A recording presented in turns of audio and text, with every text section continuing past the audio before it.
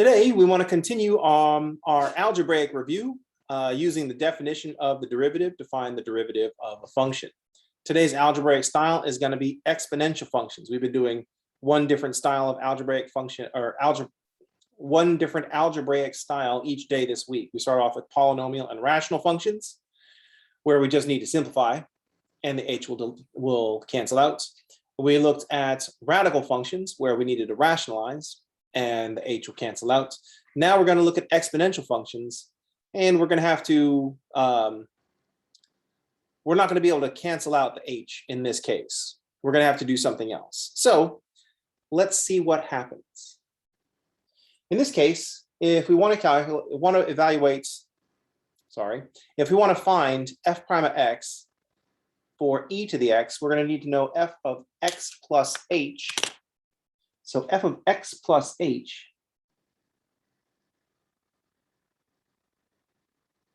will be e to the x plus h.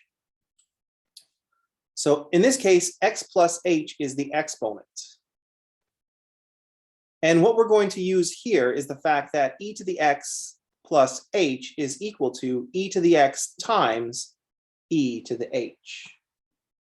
So what's useful here is that e to the x plus h is equal to e to the x times e to the h. If we're multiplying two things with the same base, then we can add the exponents. Just like x squared times x to the third is x to the fifth. So let's find out what happens when we're trying to find f prime of x. So f prime of x will be the limit as h goes to 0 of f of x plus h minus f of x all over h.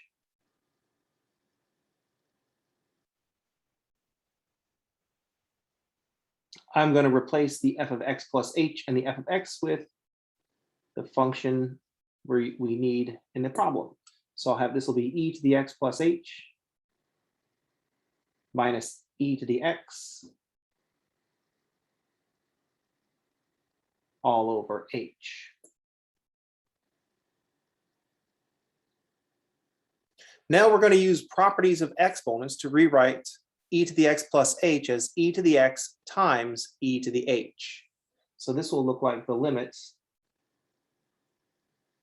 as h goes to 0 of e to the x times e to the h. We still have minus e to the x, and this is all over h.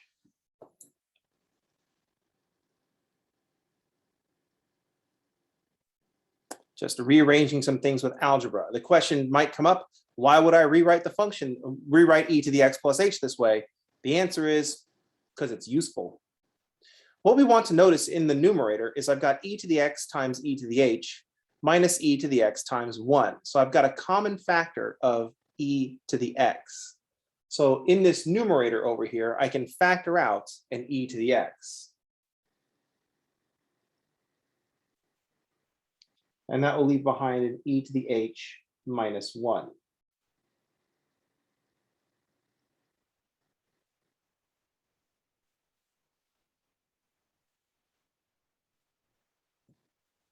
We can factor the numerator. There's a common factor of e to the x. So I'm going to factor that out. So I'm going to rewrite my expression as the limit as h goes to 0 of e to the x times e to the h minus 1 over h.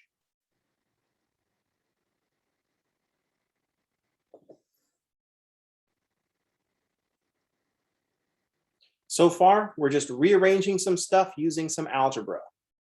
We plugged in the function.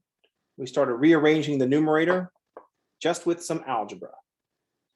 Now we're going to have to start understanding some stuff about limits, because now we're going to do something that might look fishy when we first try it. Notice that e to the x does not have an h in it. This factor, e to the x, does not have h. E to the x is constant so far as h is concerned. E to the x is not affected by whatever happens in the limit. So this is what we want to notice. E to the x is constant as far as h is concerned.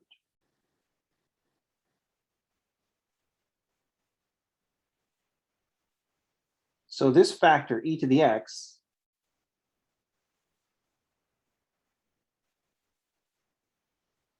does not depend on h.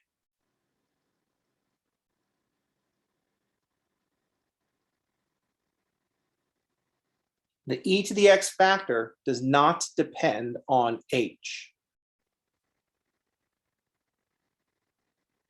So e to the x is not involved in the limit as h goes to 0.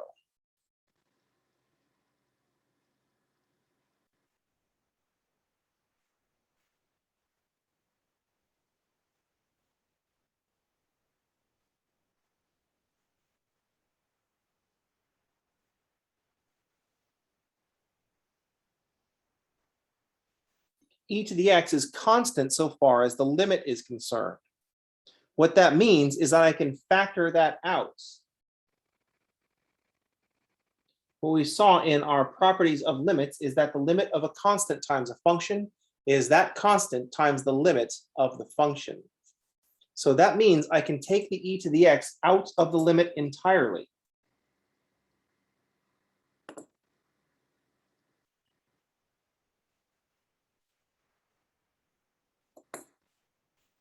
And calculate the limit separate from the e to the x part.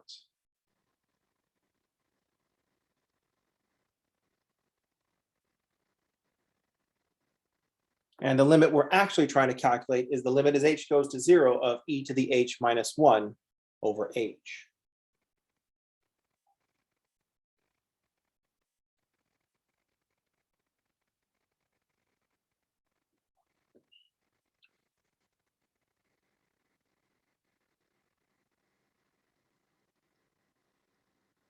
So what we have is an e to the h minus 1 over h. We don't have a way of canceling out the h. We have a mix of an exponential function and an algebraic function. And so there's no way we're going to get to cancel the h in this expression. That's what we were able to do with polynomial, rational, and radical functions. We were able to cancel the h. But because we have a mix of exponential and polynomial function, we're not going to be able to cancel this h. E to the h up here is exponential, h down here is polynomial. We're not going to be able to cancel the h.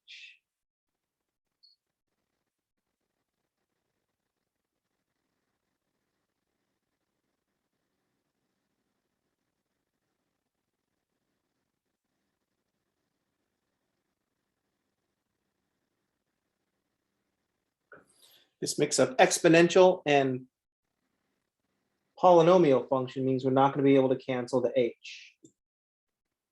Similarly, we're not going to have an algebraic technique beyond approximation if we're trying to solve an equation where we have an exponential function equals a polynomial function. Kind of out of luck in the techniques of solving department. So for now, until we learn more about how to define e, we're just going to approximate the limit as h goes to 0 of e to the h minus 1 over h. So until we learn more about e, we'll have to approximate this limit.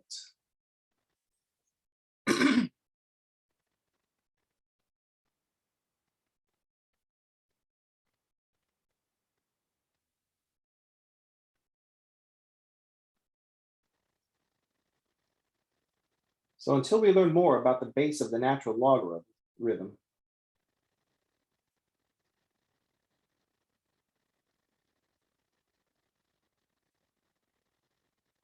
we're going to approximate this limit.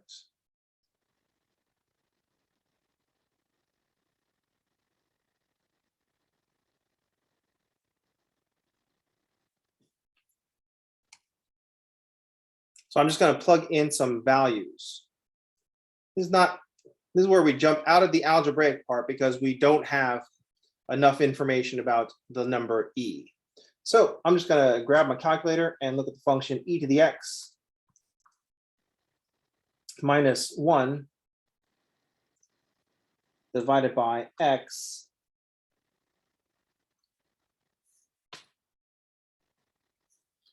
I'm going to realign my window.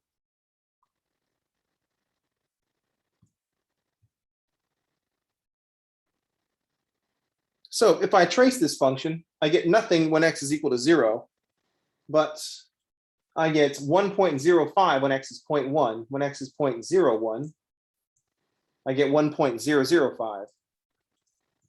And it looks like we're headed towards 1. So looking at the graph of e to the x minus 1 over x, it looks like we're headed towards the value 1.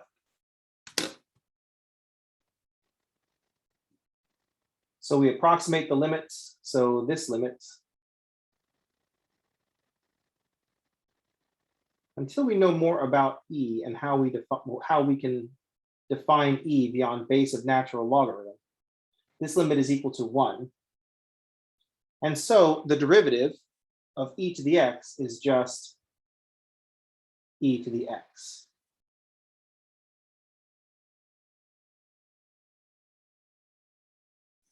So the function e to the x is its own derivative.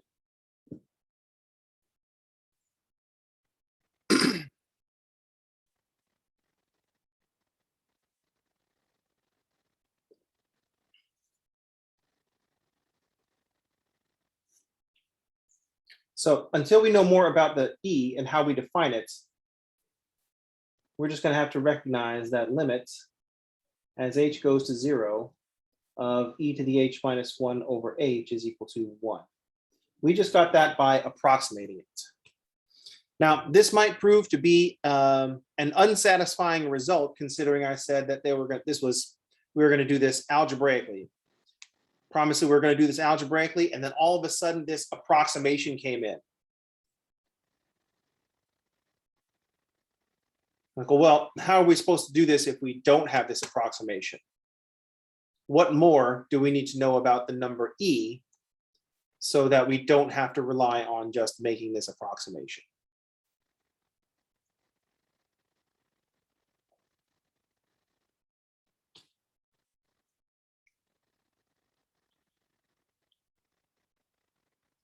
Any questions? Oh, yes, Professor Rich. Yes. On the bottom, it said equal 1. So the limit h approaches 0, e to the x minus 1 over h is an approximation. On the top, how did you get equal e to the x again? So the part in the green box, this limit, Yeah, yes. How did you that's get? all equal to 1. Okay. If I take 1 and multiply by e to the x, I'll just get e to the Oh, x. okay. I see it. The ex on the front. I got it. Oh, thanks. I see it now. Any other questions?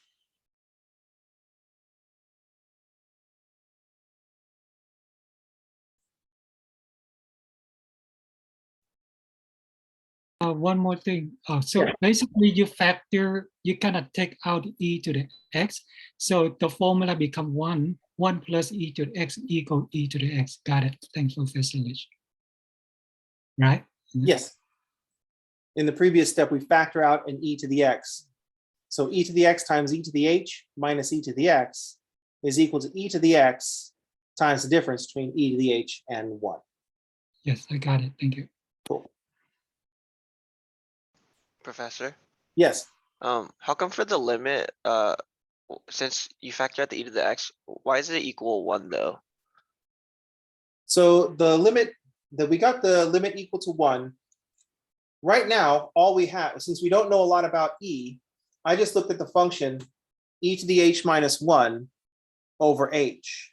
Oh, okay. Values that were where x was close to 0 or where h was close to 0.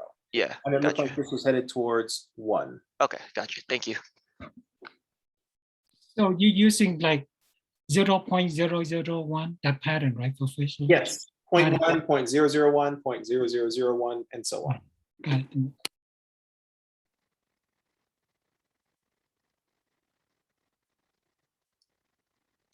Any other questions?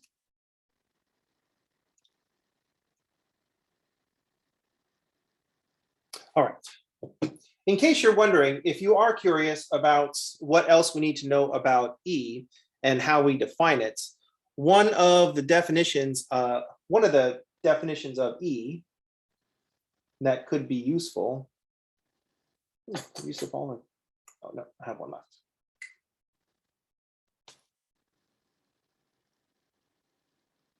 The kind of definition I'm talking about is that E is the limit as x goes to infinity of 1 plus 1 over x to the x. Here's one way that we can define the value of E. So the more we plug in for x, the larger the value we plug in for x, the closer this gets to E. So if we look at the value of E, so if I look at E to the first power, it's on this calculator 2.718281828. It's not repeating. E is an irrational number. It's just an unfortunate choice of the number of digits that your TI-84 can display. It makes you think it's going to be 1828 all the way down, but it's not. But if we plug in, if we take the limit as x goes to infinity of 1 plus 1 over x to the x. So I'm going to plug this into y2, make it the function 1 plus 1 over x to the x. If I evaluate this function at, say, 10, I get 2.59. That's not very close to E. But as x increases, let's say at 100, as x increases, this value is going to get closer to E. So E is 2.718281828 on this calculator. So as I plug in larger values of x, we're getting closer to the value of E. Here I've got the 2.71. And as I add more digits, I get closer to the 2.718281828. Here I've got 2.7182. I've got that far with this many decimal places, but we are still very far from infinity. But the more digits we add,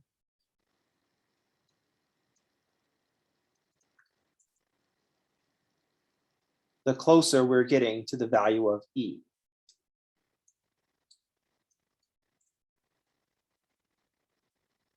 At a certain point, our calculator will not be able to tell the difference.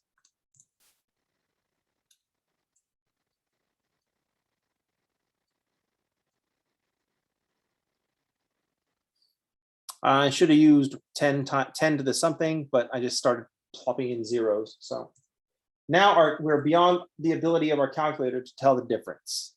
We've gone 10 times further, and the calculator says it's just this. It's the same thing. I think at a certain point this breaks and it messes everything up, but that's just because of the inner workings of the calculator.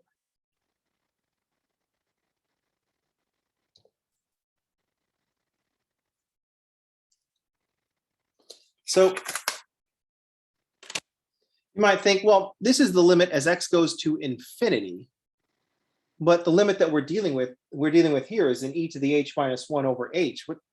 What about when x goes to 0? How can I reframe this with a limit approaching 0?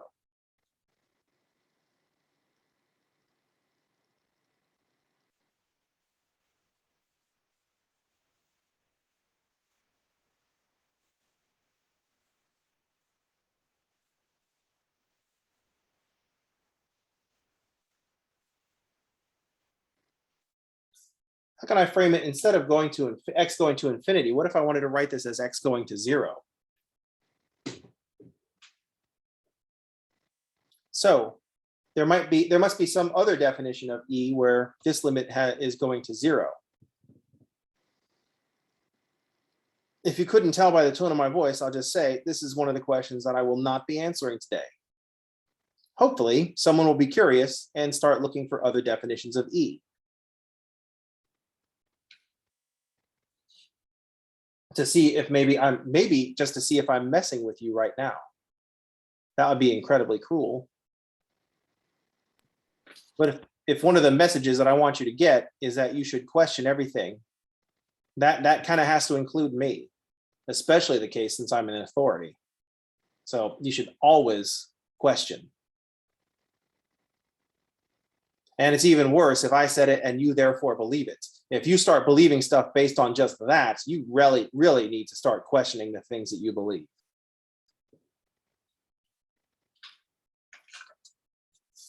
Any questions? Comments? Snide remarks?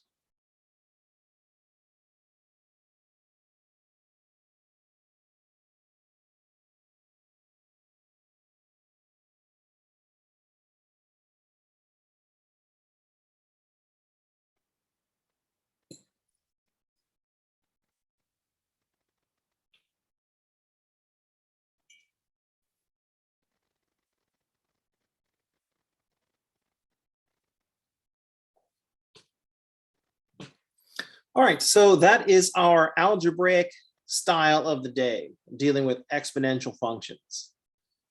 We found out that the derivative of e to the x is equal to e to the x, and that was certainly strange.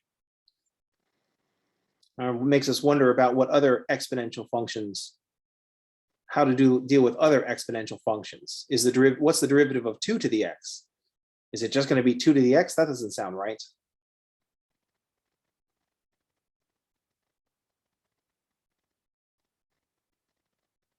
All right.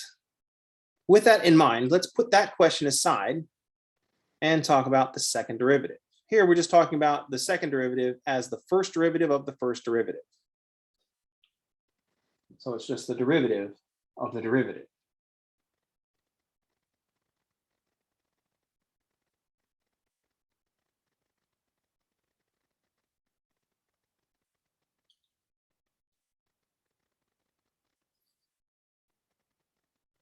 So the things that we're going to be talking about are that, say, f of x, here are the players. If f of x is the function,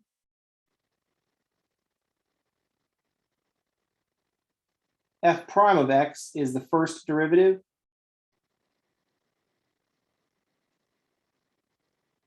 of the function. Our notation for the second derivative is just going to be f double prime of x. And that'll be the second derivative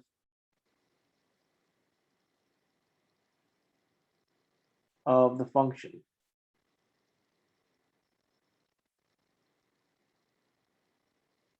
So the way to pronounce this symbol is to say f double prime of x, or f prime prime of x.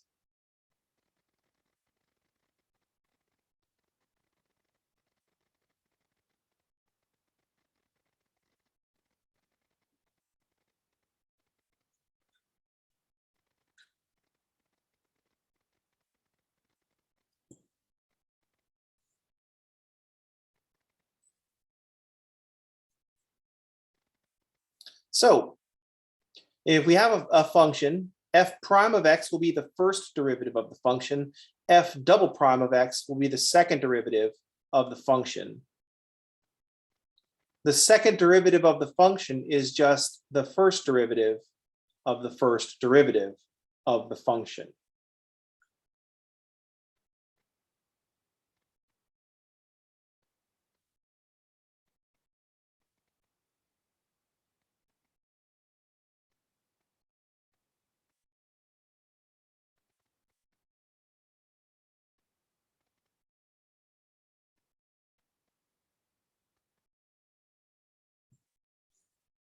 So if this makes you think there's probably more after this, you are correct. There could be a third derivative of the function, which will be the first derivative of the second derivative of the function, or the second derivative of the first derivative of the function. It only sounds confusing when we say it in English because it's confusing when we say it in English.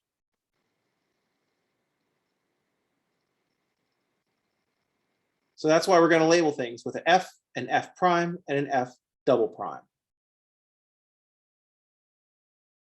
So what we want to do is think about what the second derivative tells us about the function. And we're going to base this on what we know about the first derivative. So recall that the sign of the first derivative tells us about the direction of the function. So yesterday we summed up that way. Recall.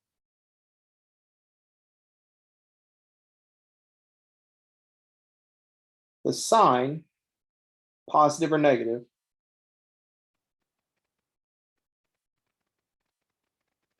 of the first derivative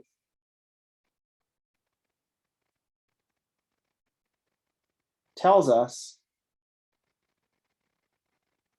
the direction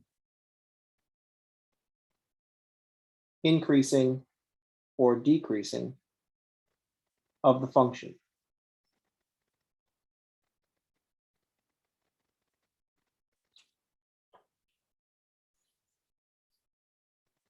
The sign, positive or negative, of the first derivative tells us the direction that's increasing or decreasing of the function. So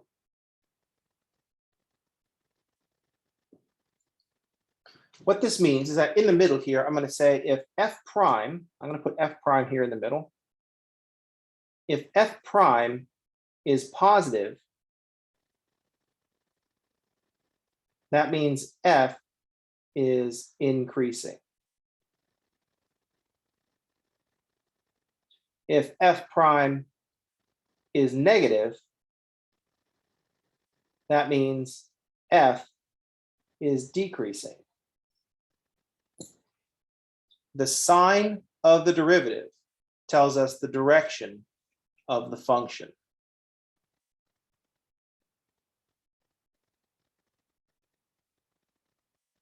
The second derivative just takes the derivative all the way through this statement.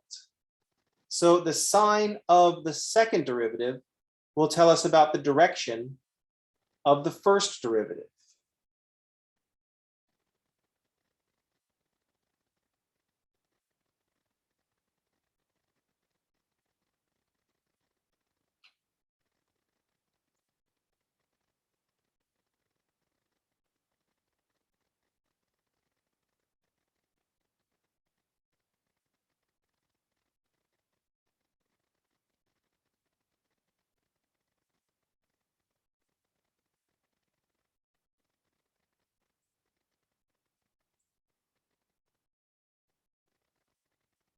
The sign of the second derivative tells us the direction of the first derivative.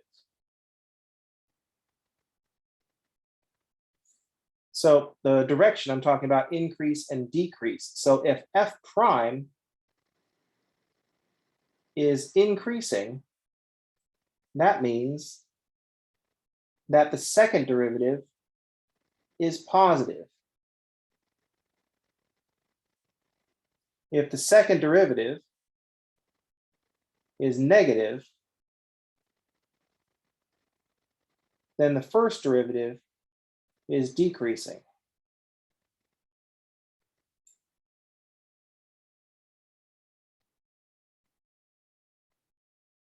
This is just based on what we just talked about with the second derivative, just being the first derivative of the first derivative. Since the direction of the first derivative tells us, since the sign of the first derivative tells us about the direction of the function, the sign of the second derivative tells us about the direction of the first derivative. So sign is positive versus negative, direction is increasing versus decreasing.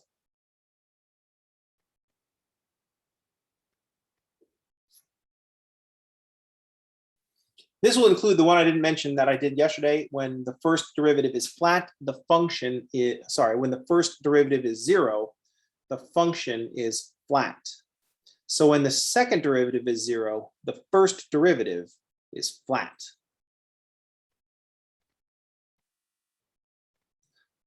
What we need to do is figure out what it means when the first derivative is increasing for the function. What do these two things mean for the function? So how does this connect to the function?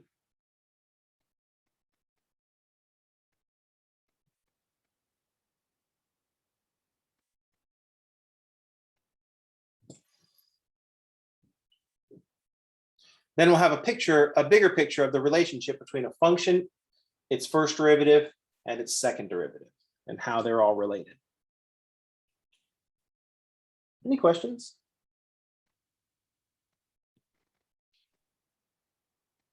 Yes, Professor Lich. Yes. So the function f double prime positive, then the function is positive. Is that what you're trying to say? No, No. I didn't say. I'm saying when the second derivative is positive, the first derivative is increasing. Right. Mhm. And we don't know what's going on with the function yet. Oh, okay. And that's what we need to figure out next.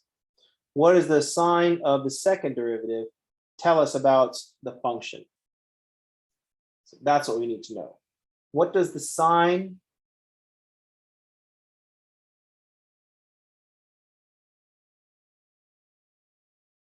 of the second derivative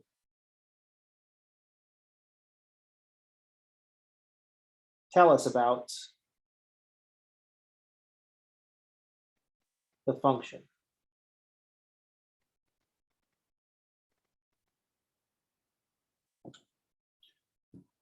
Alternatively, what does the direction of the first derivative tell us about the function?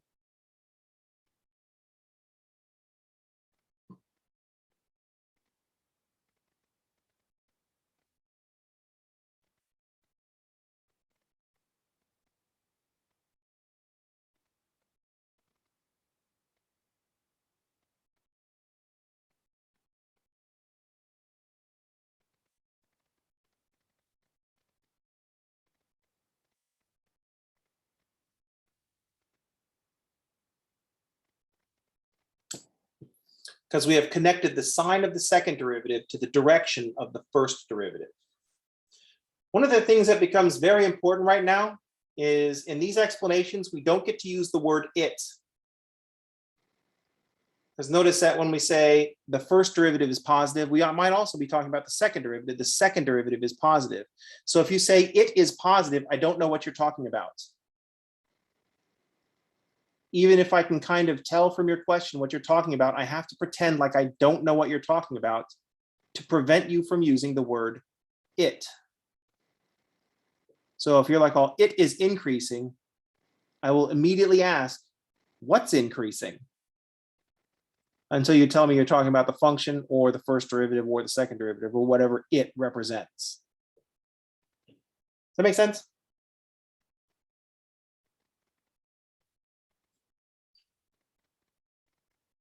In a few semesters, when you start taking linear algebra, if you happen to be in my linear algebra class, I just put a ban on the word it. If the word it appears in your sentences, I just give you 0 points. Because I was just like, oh, what is it? Just imagine that your stuff is being graded by the knights who say ni, and just don't use the word it.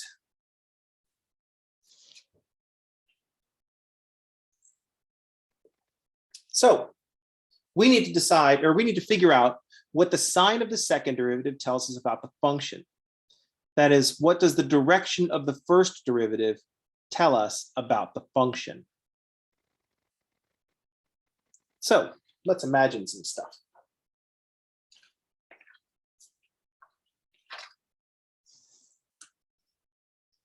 Let's think of a function.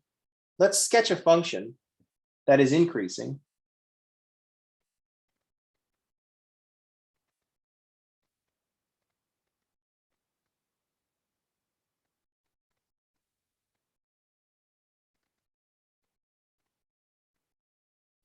Let's sketch a function that is increasing where where the derivative is also increasing.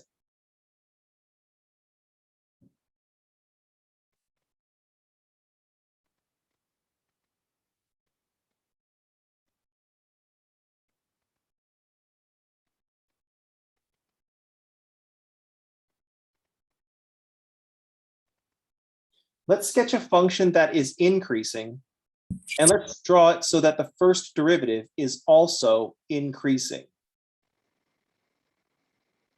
The first derivative tells us the slope of the tangent line.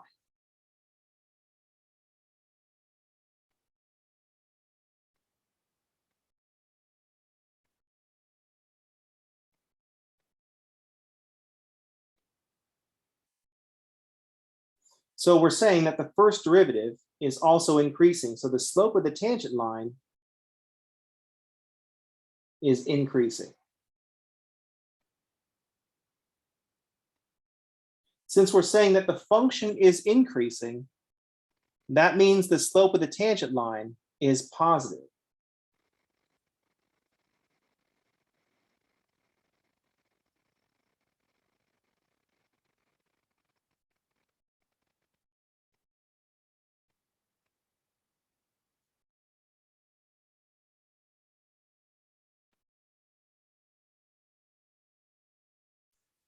So we want a function that is increasing. That means I want the slope of the tangent line to be positive. And I also want the first derivative to be increasing. So I want the slope of the tangent line to also be increasing. So at one point,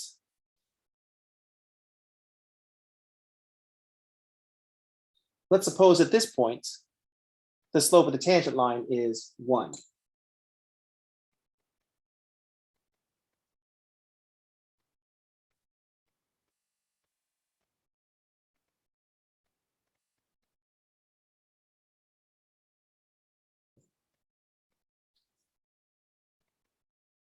But at the next point, at another point on the graph,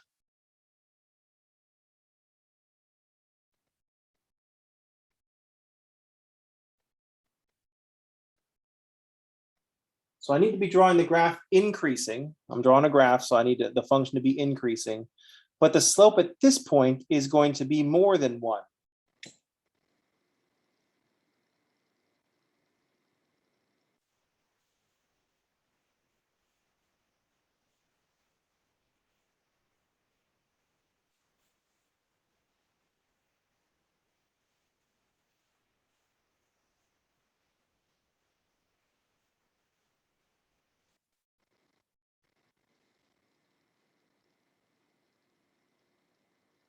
And then later still, I need to draw a graph with even a steeper slope.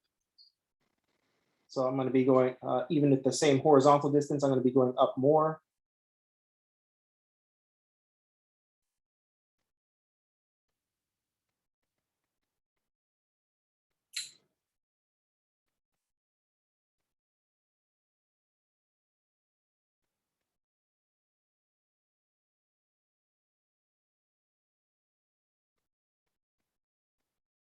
So I want to draw a function that is increasing where the slope of the tangent line is also increasing.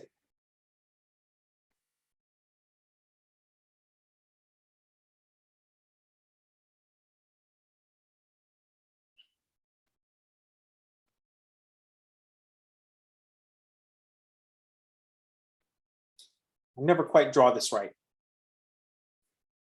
But what's happening here is that I'm going to draw an increasing function, and this will affect how the function is bent. So the increasing slope creates a bend in the function.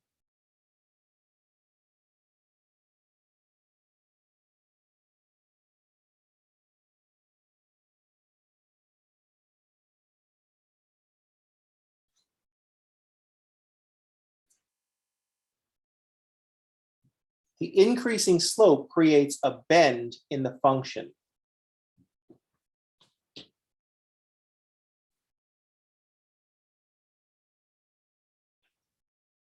So a decreasing slope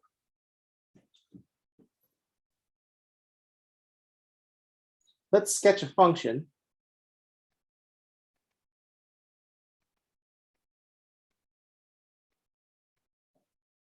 that is decreasing. Oh no, that is increasing still.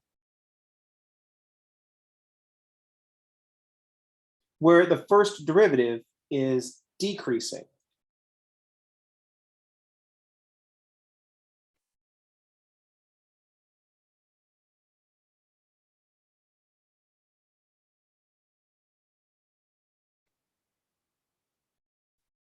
So I'm going to draw a function with positive slope, because the function is increasing, and the first derivative is decreasing. So the slope is positive, but getting flatter.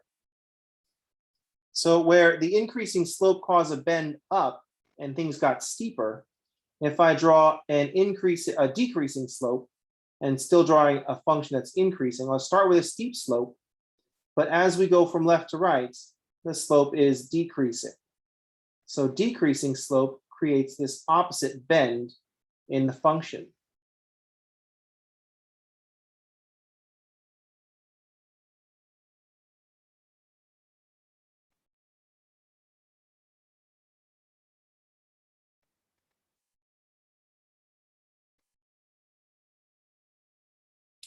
So decreasing slope is creating a bend in the function.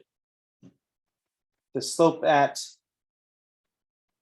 the start is less than the slope at the end when the slope is increasing.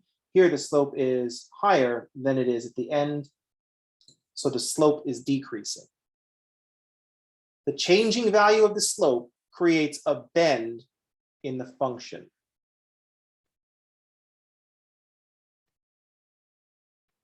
We just got to name these two types of bend.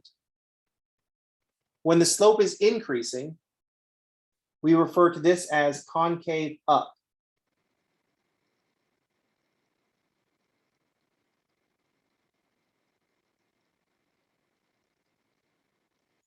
Unsurprisingly, the other one we call concave down. Here's the concave part, and it is facing down. So this is concave down.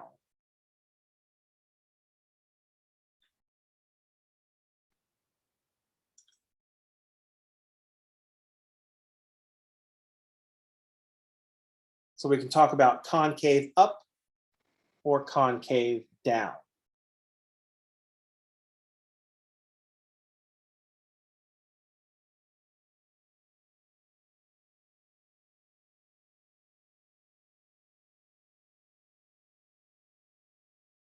So what we want to conclude from this is that the sign of the second derivative tells us about the concavity of the function.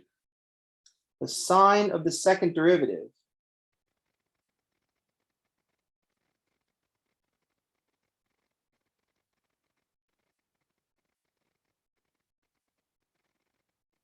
tells us about the concavity of the function.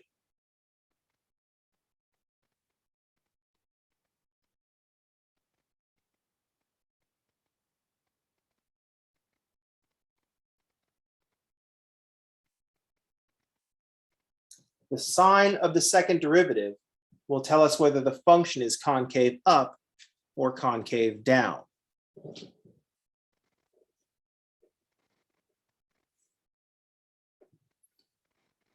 We use concavity so that when the sign of the second derivative is positive,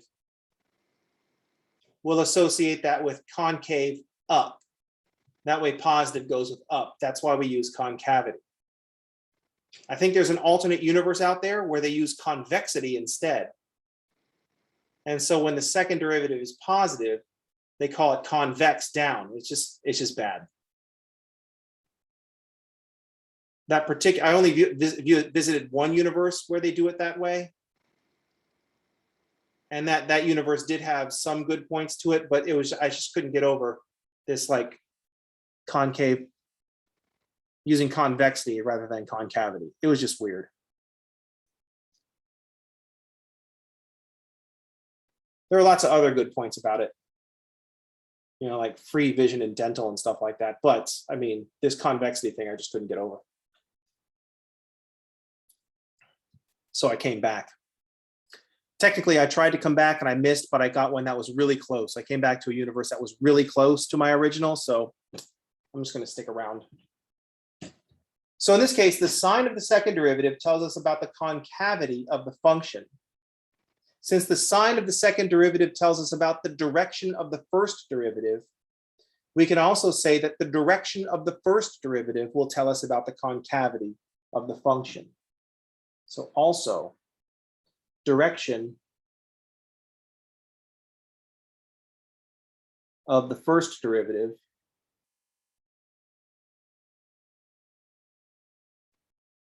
tells us about the concavity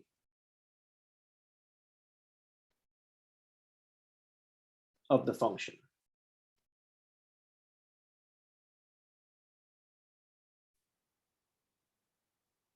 Concavity is the new thing that we're talking about. I'm just kidding about the parallel universes. I have never visited a parallel universe, is the official story they required me to tell you.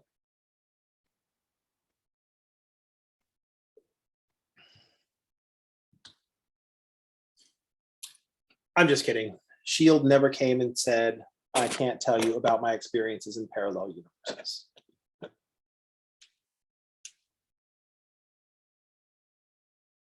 I'm just kidding. Shield never came and talked to me. They sent an email. I'm just kidding. I never got an email from Shield. It was just a text. I'm just kidding. It wasn't a text. They sent a letter. I'm just kidding. That's patently ridiculous. No one sends letters anymore. All right. Tomorrow, we'll play with this idea a little bit more. We'll look a little bit more about concavity and how we can refine our drawings. When we're looking at the graph of the derivative, we can refine our drawings about the graph of a function. Now that we have this second derivative, sign of second derivative or direction of the first derivative, now that that makes a difference, we can make better graphs based on the graph of the derivative. Any questions? Comments? Snide remarks?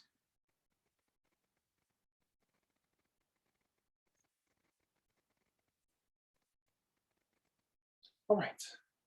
I'm only thinking about the agents of S.H.I.E.L.D. because I'm just, my wife and I decided that we were missing some stuff. So we just started watching the MCU in chronological order, not release order, but chronological order. So we started with like Captain America, the First Avenger. And then we forgot to watch Agent Carter. So we went right to Captain Marvel, but we just kind of been watching them in timeline order. It's kind of interesting, all the stuff that we forgot over the last 12, 13 years of movies. It's been a long time. Anyway, we had just started phase 2, which means we watched Iron Man 3. And so that after Iron Man 3 is the first 7 episodes of Agents of S.H.I.E.L.D., the TV show. So that's where we're at. All right. That's going to do it for today. I will see you all on Monday if I don't see you tomorrow during office hours. If you would like to speak with me tomorrow during office hours, make sure you send me an email. Earlier is better than later. If I haven't gotten an email by, let's say, 10:15 to 10:30, I might just kind of log off and go. Wait, today is September 2nd. That means Monday is a holiday. So I will see you all on Tuesday if I don't see you on Friday during office hours. So that's it for today. Everybody have a good weekend, and thanks for playing.